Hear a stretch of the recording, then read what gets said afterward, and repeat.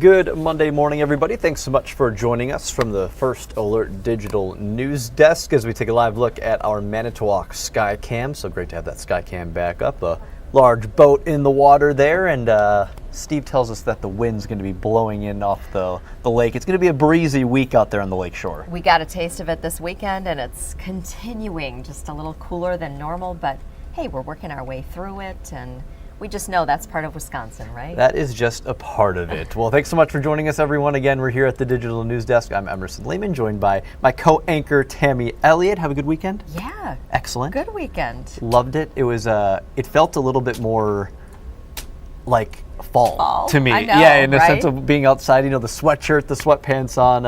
I wasn't hating it, though. It was nice to get out and not be, like, sweating and just uncomfortable. I agree. I'm ready for the heat, though. Don't get me wrong, ready for summer, but it was an enjoyable weekend, and Steve will have more on that coming up in this First Alert weather update in just a second. But first, we want to talk about a big story that's been going on for about 5 days now, and if you have Cellcom as a service provider, you are very well aware that the outage is continuing this morning. So service has been out since Wednesday. It is impacting the voice services and SMS messaging, and no word yet, Tammy, on the cause or when services are going to be restored. Yeah, we've been keeping an eye on Cellcom's website, their Facebook page, and they said they are continuing to work on this. They said they've heard from thousands of customers. We've heard from people, too, who are messaging us here at WBAY, and we've reached out to the company. We're asking those questions that a lot of you are asking about. When is your service going to be restored? So 911 works. Also, the data, iMessage, and internet services are working. Yeah, so if you're in a building where you have Wi-Fi and you're using an iPhone or whatnot, you may be able to still be receiving those messages. But certainly some frustrated people out there, of course, because this is something that in this day and age we've come to rely on so heavily, our phones in our hands, and having that ready communication there. And another important note for that they're kind of warning people about: scammers can take advantage of something like this, and you see this in all the consumer first alerts that you cover. Right, we talk a lot about this, that scammers will take advantage of these kind of opportunities. So Cellcom actually putting this out, and Kristen Allen covered this at the First Alert Safety Desk this morning. She was in for Aisha this morning talking about this. Cellcom is saying they want to remind you, the customers, that they will never reach out to you through a text or phone call asking for personal information, your login credentials, passwords, credit card details, or any of your banking information. If you get a text like that, if you get a call like that, you want to ignore it. It's likely a scammer trying to get access to your accounts. And I would also caution, after this clears up, after they restore the service, to continue to be on guard for these kind of things. We just know that this can continue, and scammers can continue to try and trick you in many different ways. Again, want to just let you know that, and Emerson, you can talk about this too, that we reached out to Cellcom trying to get more information about the cause of the outage. Right now on its website, Cellcom said there was no indication that customer data has been compromised. I know a lot of you are asking about this, so we continue to ask those questions. Hopefully today we'll get some kind of an update.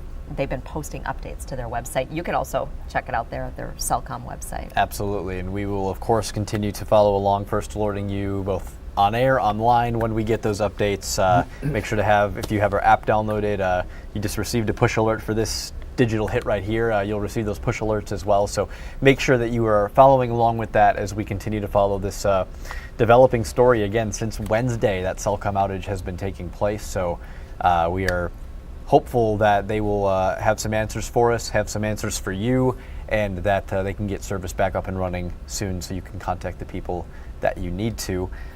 Another big story, it's a Monday, which means folks want to know what's in store weather-wise for the week ahead, especially when the weekend ahead is a 3-day weekend for a lot of people, a holiday weekend with it being Memorial Day. So no one better to discuss that than Chief Meteorologist Steve Balon joining us this morning. And Steve, as Tammy and I were talking about before we jumped into the Cellcom story there, it felt like a fall weekend out there for mid-May. Yeah, I heard you guys discussing that. It seems like we did a little bit of a season rewind, right? So much for some of those tastes of summer we've had over the past few weeks. It's Not feeling like that right now. I mean, don't people say that Memorial Day weekend is the unofficial start of summer?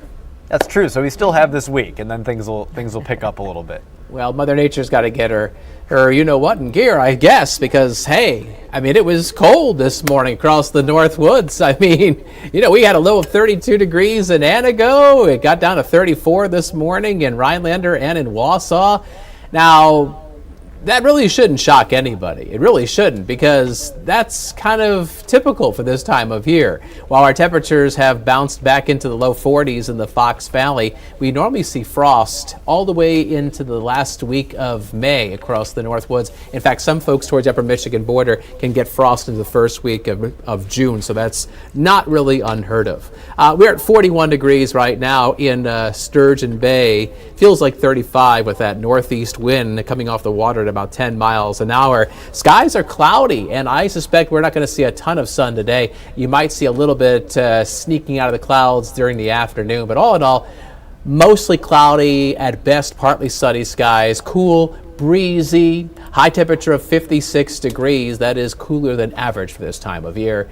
First Alert Pinpoint Predictor has our high temperatures getting into the 50s. Some spots lakeside, you might not even make it. 48 for a high in Manitowoc, 49 in Sheboygan. Now, 68 is average for this time of year. It looks like our high temperatures will be about roughly a dozen degrees cooler than typical for the 19th day of May.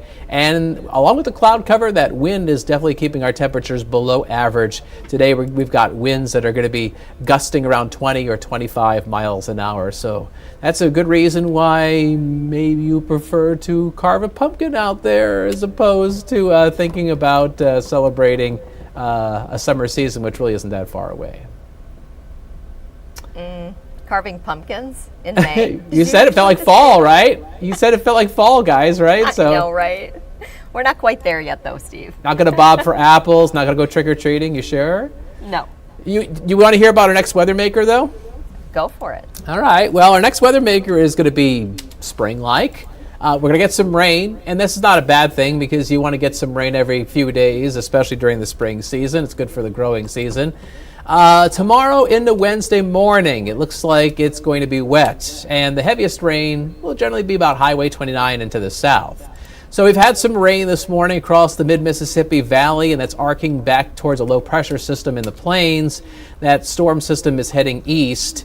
As it does so, our rain chance is going to go up, but at the same time, notice the dry air that is flowing out of central Canada down towards the Great Lakes. That northeast wind that you're feeling out there right now is trying to pump in that drier air, and that's going to eat away at some of that incoming rain. So we'll see clouds and a little bit of sun late today, and then First Alert Pinpoint Predictor shows the clouds kind of reinforce themselves tonight. Now, tomorrow morning, we'll have rain approaching the Fox cities, coming in during the morning, arriving into Green Bay around lunchtime, Manitowoc as well. And then as the rain tries to push north of Highway 29, look how the northern progression slows down. In fact, it gets stuck as we head towards Tuesday evening. That's because the rain is hitting the drier air towards the upper Michigan border, and high pressure that's pumping in that dry air is going to shove that rain back down to the south as we go into Wednesday. So the showers will be diminishing during the day Wednesday, and then we'll be dry as we go into Wednesday night. So because of this, we're going to find a wide variety of rainfall totals through Wednesday. Folks towards the upper Michigan border aren't going to get very much. In fact, some folks may stay completely dry. But south of Green Bay, you're looking at 1 to 2 inches of some soaking rain. I hope your sump pump is ready to go across central and southern Wisconsin. So there's your First Alert Super 7-day forecast with that wet weather Tuesday into Wednesday. After that, it is looking dry. I'm hopeful that we'll see a little more sun as we go to Saturday and Sunday, and by then our high temperatures will be climbing into the 60s as opposed to the 50s. And of course, as you guys mentioned, this is a holiday weekend coming up. So here it is, 3-day holiday weekend. Saturday, Sunday, mix of sun and clouds. Partly sunny on Monday. That's Memorial Day, and there's a slight chance of a shower. It's kind of hard to say. It's iffy. But otherwise, I expect our highs to get into the low to mid 60s. And while that is warmer than the weather we've got during the work week, it will likely fall shy of what our average high temperatures are. Like right now, a normal high is about 68 degrees, and by the time we get into the holiday weekend, we should be seeing highs around or just a little bit above 70.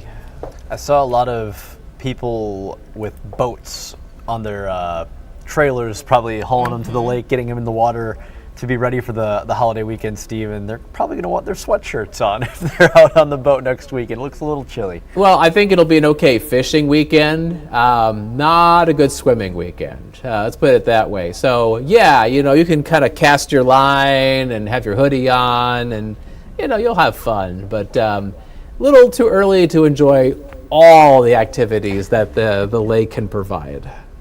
All right, Steve. Well, thanks so much. We appreciate it. We'll let you get ready for Action 2 News mid-morning, starting in just over 15 minutes. And hey, we want to remind everybody that it is a bittersweet week here at WBAY, as it is Bill's last week on air. Of course, Bill Jart's longtime evening anchor, over 4 decades here at the station, and we've been having fun following along with Cami Rapson's tributes to Bill that have been taking place. Her Facebook page, Cami Rapson, WBAY Facebook page, is just so funny. She said she went into the archives, some never before seen pictures, there's some fun videos, and she got Bill's permission, so that's fun. But I know this is a tough week. I mean, viewers, so many organizations that have been part of Bill's career. And he's just such a great guy, so humble too. You talk about it, and he's like, "Wow, the station will go on," But he's been here 40 years. Truly, he's the guy. Truly leaves a legacy. Absolutely. Here yes. at the station. We're so fortunate to have had the chance to work with him, and really looking forward to celebrating him this week. So make sure to tune in every night this week at 6 o'clock. There will be a special type of feature showcasing Bill and the awesome work that he's done here, and that's not just here at the station, that's throughout the community as well. Right. He's helped out so many different nonprofits, different organizations, and just such an integral part of Northeast Wisconsin, and definitely deserves to be celebrated the way he's going to be. Absolutely. And tonight on Action 2 News at 6, here's your tease. We're going back in the archives, some fun video. Bill's going to recount his early days at WBAY, explaining why some of you know him by a different name, why he left the station for a short time, and who predicted his return. So all of that will be answered tonight on Action 2 News at 6. And then also we should mention that we are hoping you could submit your well wishes or fondest memories of Bill. You can send it to us at WBAY.com/Bill. We shared some Facebook messages from people this morning on Action 2 News this morning. So maybe you have some photos to share, videos, fond memories, or like we said, a well wish for Bill. Make sure to tune in for all of that. Send him off the way he deserves, and make sure to get those messages in so we can share them on air as well. But that'll wrap it up for us today. Make it a great week, everybody, and we will see you tomorrow at 4:30 on Action 2 News this morning.